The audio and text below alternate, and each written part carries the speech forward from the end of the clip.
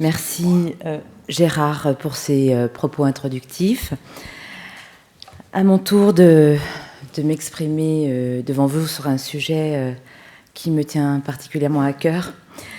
Et je voudrais vous dire que je suis particulièrement heureuse d'être parmi vous aujourd'hui à l'occasion de l'ouverture de ce colloque « Bien vieillir en France », un thème qui a été au centre de mes charges ministérielles aux aînés et puis ensuite à la santé. En parcourant effectivement les titres du programme de la journée, je ne peux que féliciter les organisateurs d'avoir fait le choix de traiter de manière globale et transverse les enjeux, les thématiques et les questions qui sont au centre du vieillissement et des préoccupations non seulement des aînés, mais aussi de leurs aidants, proches et bien sûr des professionnels.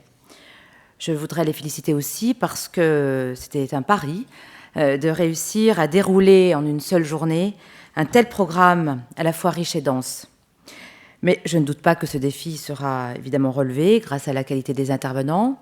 J'ai salué tout à l'heure Marie-Vonne Liazide, que je connais puisqu'elle a participé à beaucoup des travaux que j'avais lancés. Je salue le docteur Jean-Pierre Aquino, ici présent également, qui saura enrichir là aussi l'audience.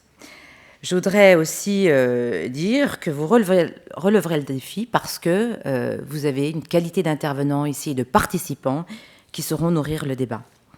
Alors, mesdames et messieurs, face aux enjeux du vieillissement, les pouvoirs publics ont d'abord mis des moyens, ont mis de l'énergie sur la prise en charge de la dépendance, en améliorant la qualité des soins, la qualité de l'accompagnement à domicile ou en établissement des personnes âgées. Alors, grâce à ces politiques publiques, souvenez-vous, les plans Solidarité Grand Âge, le secteur a connu des évolutions remarquables depuis les 2 dernières décennies, si bien qu'aujourd'hui, on peut se satisfaire d'avoir réalisé l'essentiel de nos objectifs en termes de création de lits médicalisés, mais aussi de modernisation des établissements de soins et d'accompagnement des personnes âgées dépendantes, de déploiement de services de soins et d'aide à domicile.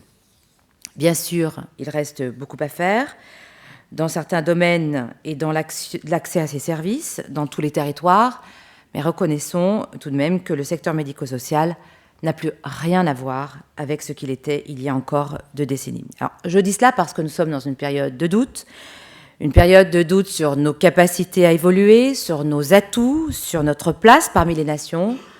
Eh bien, je crois qu'il est bienvenu parfois de savoir vanter nos mérites et nos acquis, surtout quand ils sont bel et bien réels. Alors, la suite logique aurait été effectivement de s'attaquer au financement de la dépendance. Mais c'est vrai qu'en 2010, la réforme des retraites s'est imposée. Pour autant, nous n'avons pas perdu de temps. Tous les travaux préalables ont été menés, des concertations avec les acteurs, des débats publics avec la société civile, ont eu lieu pendant plusieurs mois.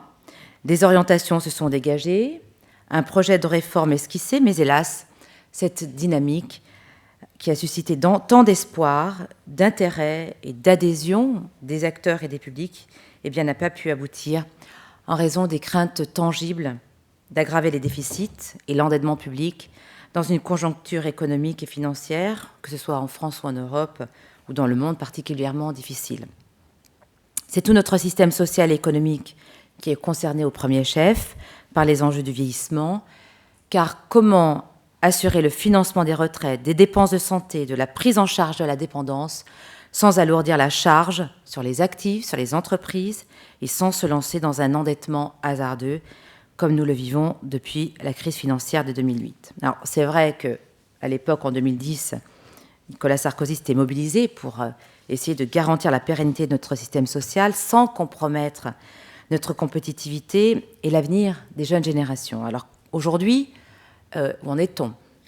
J'observe que François Hollande, après s'être opposé aux réformes qui avaient été lancées, après avoir beaucoup promis, a été rattrapé par la réalité des enjeux du vieillissement, effectivement, qui méritent mieux que des clivages partisans. Et je me réjouis aujourd'hui qu'il s'accorde à penser, comme la majorité des acteurs, que nous n'échapperons pas à la durée du temps de travail. Alors, concernant le sujet qui nous intéresse aujourd'hui, j'ai pris connaissance des 3 rapports qui ont été rendus publics en mars dernier. Je me satisfais de constater que les propositions s'inscrivent clairement dans la continuité des orientations et des actions que j'avais lancées à ce moment-là. C'est le cas notamment des travaux de Luc Broussy et du professeur Aquino, qui reprennent à la fois l'inspiration et un grand nombre de préconisations du rapport Vivre chez soi, qui avait été présenté en 2010. C'est le cas aussi de la mission que j'avais confiée à Roselyne Bachelot en janvier au professeur Vélas, dont les qualités et les compétences viennent d'être exprimées par Gérard Bapt. Et puis enfin, c'est le cas du lancement en mars de l'année dernière du Comité national de coordination de la prévention de la perte d'autonomie, qui est aujourd'hui devenu le comité de l'avancée en âge, prévention et qualité de vie, n'est-ce pas? Mais je regrette qu'il ait fallu prendre autant de temps avant d'agir, parce que le diagnostic effectivement était connu et les mesures étaient prêtes. Alors moi, je voudrais aujourd'hui interpeller le gouvernement pour mettre en œuvre sans tarder une politique globale d'accompagnement des besoins des aînés fragiles et en perte d'autonomie et des aidants proches. Cette politique doit s'appuyer certes sur les ressources existantes, sur la mobilisation et surtout sur la coordination des acteurs publics et privés. Compte tenu des nouveaux prélèvements fiscaux, y compris sur les ménages retraités, le gouvernement doit mettre en œuvre de nouveaux moyens pour répondre aux besoins urgents des personnes âgées et de leurs proches. Au-delà de la dépendance, pour la France, comme pour les pays d'ailleurs européens, le Japon aussi, on oublie de citer que certains pays dans le monde sont frappés de plein fouet par la question du vieillissement, il s'agit à la fois de répondre aux enjeux qui deviennent de plus en plus tangibles et de tirer parti des potentiels de ce changement démographique profond. Pour ce faire, nous devons anticiper, prendre des dispositions adaptées et courageuses, favoriser des innovations audacieuses dans plusieurs domaines importants de la vie collective, comme le marché du travail, la formation continue, la protection sociale, la santé, les politiques publiques locales, la modernisation des services, l'aménagement de nos villes, l'habitat, les transports, les services du numérique. Je faisais référence au début de mon propos à la démarche globale et transverse du programme de la journée.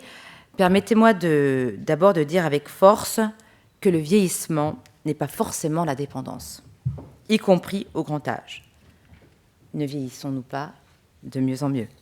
Aujourd'hui, la perte d'autonomie recule vers les âges les plus élevés. Aussi, la question que nous devons nous poser est celle-ci: comment permettre au plus grand nombre de personnes de vieillir, non pas jeunes, mais en préservant leur autonomie le plus longtemps possible pour rester actifs dans la vie professionnelle, la vie personnelle et familiale, et bien sûr dans la vie sociale. Telle a été ma conviction et ma démarche lors de ma prise de fonction au secrétariat d'État en charge des aînés et ensuite à la santé. Les Français vivent de plus en plus longtemps. Les femmes françaises sont parmi les championnes au monde en termes de longévité. Et en 30 ans, les 3/4 des gains d'espérance de vie chez les hommes et plus de 80% chez les femmes ont été constatés au-delà de 65 ans et en particulier au-delà de 80 ans.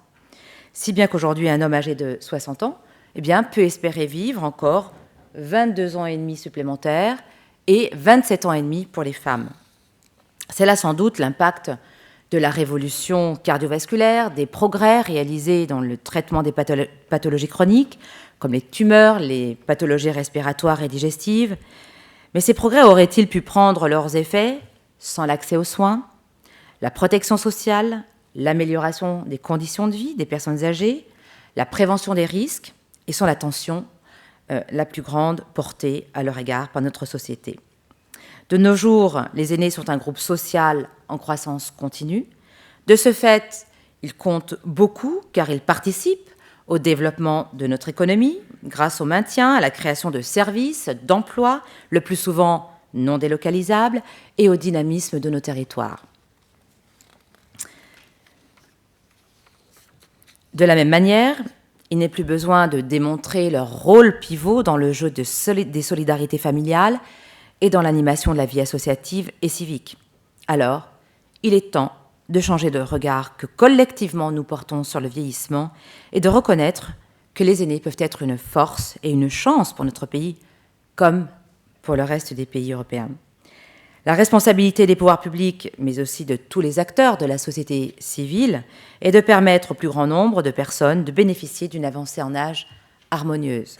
Mais avec le vieillissement, nous assistons aussi au développement des fragilités et des pathologies chroniques invalidantes, comme les maladies cardiovasculaires, les cancers, l'arthrose, l'ostéoporose, les troubles sensoriels ou encore les démences. Elles sont à l'origine d'un déclin fonctionnel, physique, cognitif et sensoriel qui fait perdre aux personnes âgées fragiles leur capacité d'autonomie et aggrave les risques d'accidents domestiques, en particulier les chutes.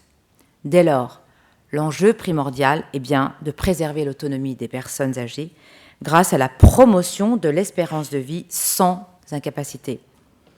Or, si nous avons consacré des moyens croissants à la prise en charge de la dépendance, nous continuons à subir, plus qu'à anticiper, les conséquences sanitaires et sociales du vieillissement. La prévention de la perte d'autonomie est pourtant possible, à tous les âges, et en particulier à condition de recentrer nos efforts sur ceux qui en ont le plus besoin, à savoir les personnes âgées fragiles et malades chroniques, qui sont des patients en nombre croissant et qui fréquentent le plus notre système de soins, en termes de consultation, de consommation de médicaments, de services d'urgence, d'hospitalisation, de soins et d'aide à domicile. Alors ça veut dire quoi ? Eh bien, ça veut dire qu'au-delà de la prévention primaire qui s'adresse à tous et à tous les âges, eh bien, il y a lieu là d'être encore plus actif en matière de prévention secondaire et tertiaire, en recentrant nos efforts sur les personnes âgées qui sont le plus à risque, en raison de leur état de santé, face aux pathologies que j'évoquais tout à l'heure, et prendre en considération plus particulièrement les inégalités sociales et territoriales en matière d'accès aux soins, services collectifs et surtout les réseaux sociaux de solidarité. Pour remplir cet objectif, il nous faut impérativement continuer à mettre en place des outils de repérage, de diagnostic pertinents et validés, de mettre en place des protocoles d'organisation de la prise en charge des personnes âgées en situation de fragilité et enfin une véritable coordination, et vraiment c'est la clé, une véritable coordination des acteurs dans le domaine. C'était le sens d'ailleurs de la mission que j'avais confiée au professeur Vélas en 2011. Plus globalement, cette stratégie de prévention de la fragilité et de la perte d'autonomie doit s'inscrire dans le cadre de nos politiques publiques de santé, dans le cadre de nos politiques de santé publique.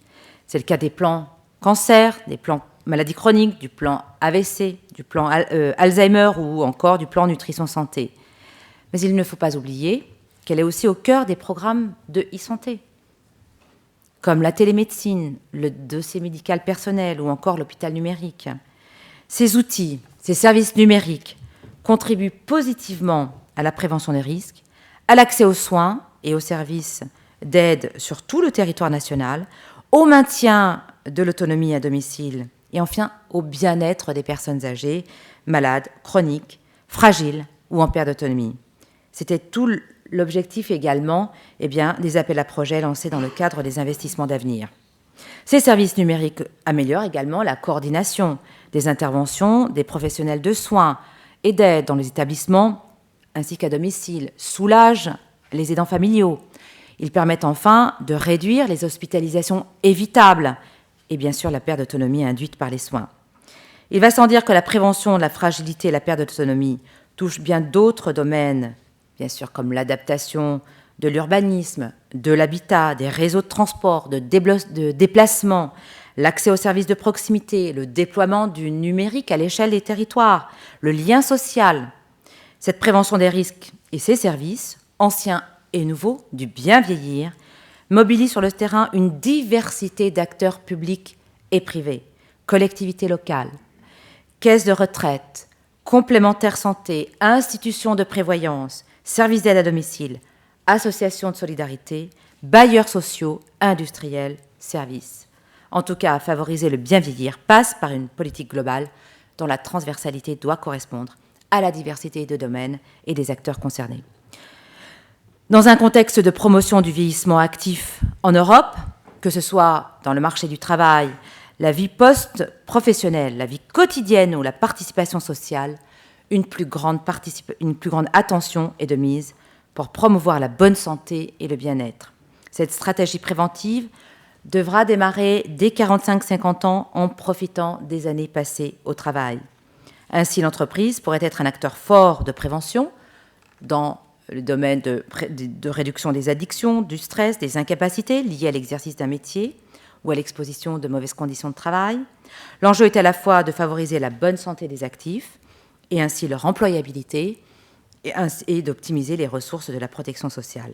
Cet enjeu est d'autant plus important que la France, comme d'autres pays concernés par le vieillissement, devra mieux mobiliser sa masse active, notamment dans la perspective de l'allongement de la durée du travail. Enfin, pour conclure, face aux discours négatifs, voire alarmistes, sur les conséquences du vieillissement, nous devons porter haut et fort un slogan positif et inclusif.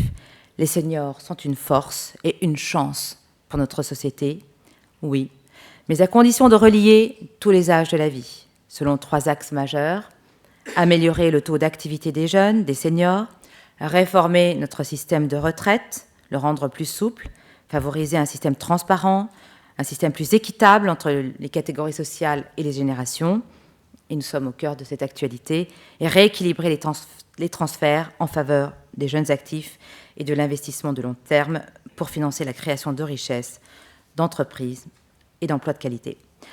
Mes chers amis, vous l'aurez compris, ces sujets me passionnent toujours autant, même depuis le Parlement européen. Les enjeux du vieillissement ne sont pas circonscrits à nos seules frontières hexagonales, mais à un niveau bien plus global. Et c'est pourquoi je ne suis plus que jamais convaincue que ces politiques publiques, qui hier encore relevaient du cadre national, doivent être abordées, définies, coordonnées et portées à une échelle plus large, au moins à l'échelle européenne. Je vous remercie.